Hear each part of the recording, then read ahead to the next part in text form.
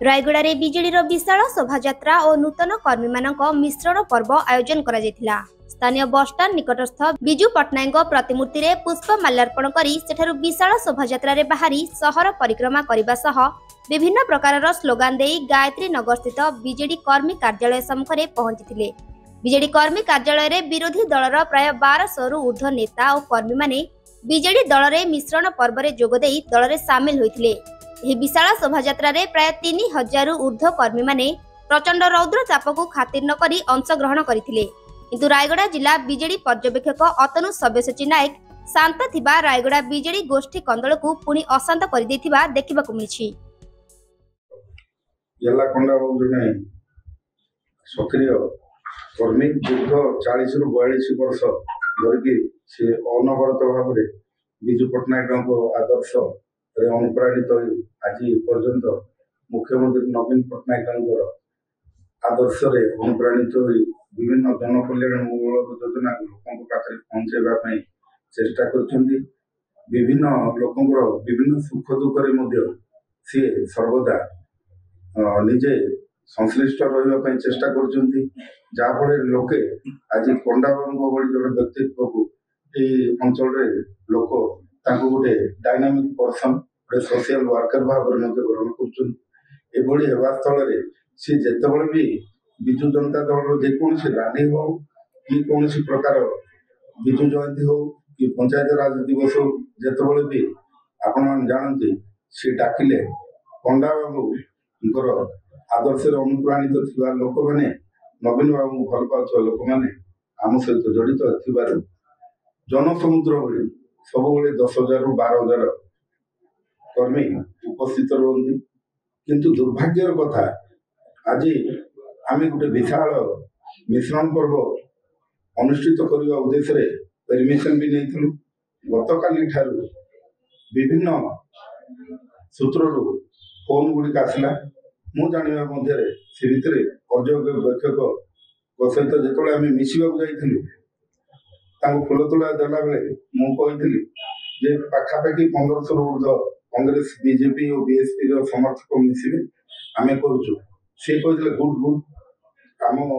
जिलार 3 ରୁ 3 आसवा पड़ो कहले हसई कहले आपण मैंने मिलमिशी कम करूँ किंतु संध्या बेले मत आश्चर्य लगे सी कहले आम भाई मैंने जो जाते आपण मैंने ऑफिस बंद करूँ से कहला ऑफिस कहीं बंद करा जेहेतु 2 वर्ष है अनवरत भाव में लोक सेवा जोगे नवीन बाबू को प्रति जो मैंने कल्याण प्रति आकृष्ट होभली स्थल एठिकार स्थानीय नेता किसी कार्यकलाप असंतुष्ट हो जो मैंने बीजेपी कांग्रेस आड़ को मुहाइबा चेष्टा करुला बेले पंडा बाबू से आवरिक रखिंट रखिबार सक्षम होती सर्वोपरि से गरीब को खटिया हो जाति वर्ण धर्म निर्विशेष समस्त सेवा जोगा चेष्टा कर स्थल आज सका जाना पाइलु एक्सपांशन करागला कौन जदि दलर मिश्रण करवा एक कौन खराब काम हो कि दल को मजबूत कर आज दल जदि रायगड़ा 2019 की देखा स्वाधीन सदस्य आसिले कौन जेहेतु किसी असंतुष्ट को आम निज को आपणे पारे पर्यवेक्षक आज पर्यंत कौन प्रकार से भाया बुझाणा करने चेष्टा करना से निजुक्ति हवा दिन सर्वोपरि गत दिन में जिते आज सभापति जड़े वरिष्ठ सदस्य दल धन्यवाद और प्रशंसा करने कथा से दल प्रति सब अनुगत होकर सी जो मंग संभाड़े सी डाकरा सी नवीन बाबू सी विजु पट्टनायक सी संकोचन थी डाकिले लोक आसुना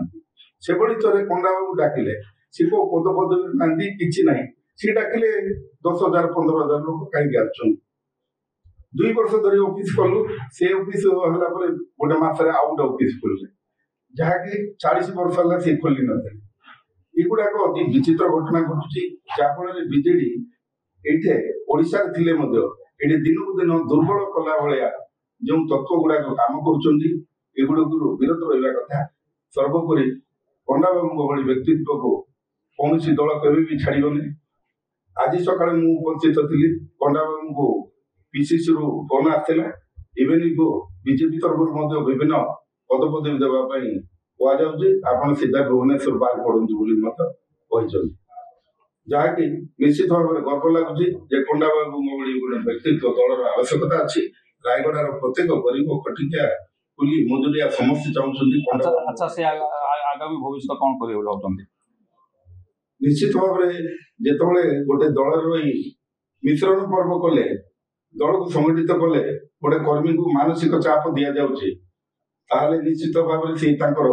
ଅଲଗା ନିଷ୍ପତ୍ତି ନେଇପାରନ୍ତି ବୋଲି ମୁଁ ସମ୍ଭାବନା କରୁଛି।